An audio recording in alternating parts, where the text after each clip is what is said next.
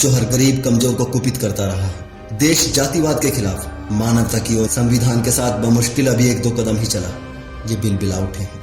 इनके विधान की संविधान ने नसबंदी कर दी है, ये तकलीफ में है। ये वही राज चाहते हैं, इन वेदों के साथ मनु का विधान जस्टिफाई करना चाहते हैं, जिसमें मुख से ब्राह्मण पैदा हुआ, भुजाओं से क्षत्रिय पैदा हुआ, पेट से वैश्य और पांव से शूद्र पैदा हुआ, जिसमें समस्त भारतीय नारी शूद्र घोषित की गई।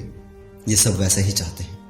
लेकिन इन अकल के अंधों ने कभी सोचा नहीं था कि मुख से थोड़ा ऊपर मस्तिष्क भी होता है, बुद्धि भी होती है, जिससे बुद्ध पैदा होते हैं, ज्योतिबा फुले पैदा होते हैं, पेरियार पैदा होते हैं, अंबेडकर पैदा होते हैं और जोशीले भगत सिंह पैदा होते हैं, जो इनके ईश्वर और उनके भेजे ग्रंथों की बखियां उधेड़ कर रख देते हैं। उसी बुद्धि से तरकशील जन्म लेते हैं, जो उस ईश्वर और उसके योजना आयोग के सदस्यों की हालत खराब करके रख देते हैं।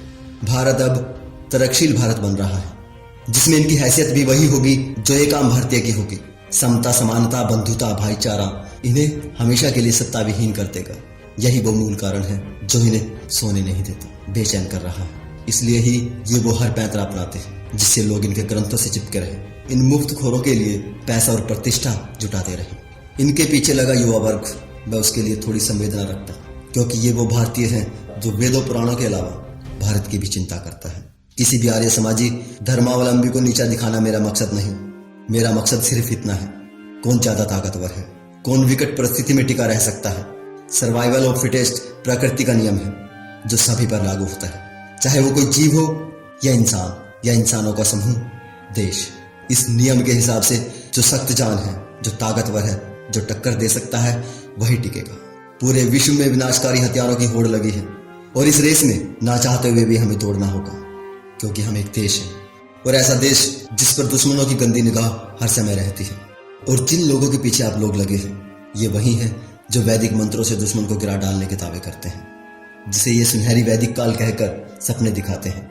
ये वेद ही हैं जिनकी वजह से हमारा देश बार बार गुलाम हुआ, बार बार लूटा है। 5000 सैनिकों को लेकर आया था गजनी और 50,000 हिंदुओं को मार गया था, मंदिरों को लूट कर ले गया था। इनके वैदिक मंत्रों से उस वक्त कोई दुश्मन अंधा नहीं हुआ, कोई आक्रांता भस्म नहीं हुआ, कोई लुटेरा घुटनों पर नहीं गिरा। कट कट गिरे तो मासूम भारतीयों के शीश, जिनको इन्होंने वेदों पुराणों मंत्रों की शक्ति ईश्वर वाणी के नाम पर बेवकूफ बना रखा था। तब उन्हें बचाने इन वेदों से ना विज्ञान निकला था, ना भगवान निकला था। वैदिक मंत्रों की शक्ति वाली स्तुति कप ने न तब कोई काम किया था, ना आज ही करती है। इन शास्त्रों से अब तक कोई शस्त्र बाहर नहीं निकला जो सीमा पार के घुसपैठियों को मार सके, बल्कि जो शस्त्र निकला वो अपने ही गरीब और नासमझ लोगों की मानसिकता को कुंद करता रहा है। हजारों वर्षों तक वर्ण व्यवस्था के नाम पर, जातियों के नाम पर भारतीय को भारतीय से जुदा करता रहा है और आज भी कर रहा है। इन वेदों में साफ साफ लिखा है, अगर हवन के लिए रुपया पैसा कम पड़े तो शूद्र को लूट लो, उसे संपत्ति रखने का कोई अधिकार नहीं।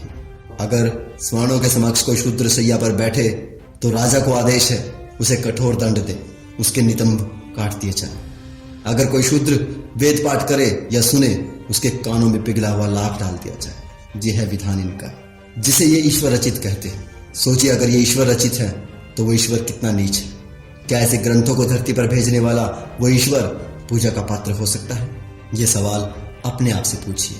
ये वेद पुराण ग्रंथ किसी ईश्वर ने नहीं लिखे, ये वैदिक वैज्ञानिक खुद जानते हैं। इन वेदों में कोई भगवान नहीं, कोई विज्ञान नहीं। अगर वेदों में कोई विज्ञान होता तो ये कब का निकाल चुके होते।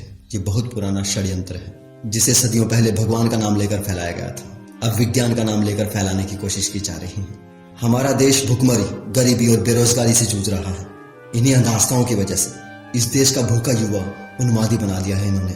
जिसे भारत का मुस्तकबिल होना चाहिए था, उसे ये खोखले गर्व के घोड़े पर बैठाकर, धर्म का झंडा थमाकर किस काल में ले जाना चाहते हैं, पूछिए इनसे। विदेशी अपने आविष्कार कर रहे हैं, नई नई तकनीक ईजाद कर रहे हैं, हमें महंगे दामों पर बेच रहे हैं। हम सिर्फ बाजार बने हुए हैं, सिर्फ इन्हीं मूर्ताओं की वजह से। ये धर्म के धंधेबाज, इनके पास कई तरह की अफीम है। आस्था की अफीम, श्रद्धा की अफीम, गर्व की अफीम, देशभक्ति की अफीम, स्वदेशी की अफीम। ये तरह तरह की अफीम चटाकर आप लोगों को अपने पीछे लगाए रखना चाहते हैं। मेरा आपसे निवेदन है, सभी पूर्वाग्रहों को त्याग कर एक बार अपनी बुद्धि का इस्तेमाल करें। सोचिए, आज तक इन धर्म के धंधेबाजों ने इस देश को क्या दिया है? शोषण, गुलामी, भुखमरी, आक्रांताओं के हमले के सिवा। ये वहीं ले जाना चाहते हैं। ये बस किसी भी तरह अपनी सत्ता चाहते हैं। समय है दोस्तों, संभल जाइए। मानवता और वैज्ञानिक चिंतन के साथ देश को आगे बढ़ाइए। ये सभी धर्म कभी इंसान की जरूरत थे, परिवर्तन के लिए थे। आज ये दकियानुसी है। वो परिवर्तन हजारों साल पहले हो चुके हैं। आज फिर एक नए परिवर्तन की जरूरत है। आज ये सभी धर्म विकास में सबसे बड़ी बाधा है। इनके षड्यंत्रों को समझिए दोस्तों।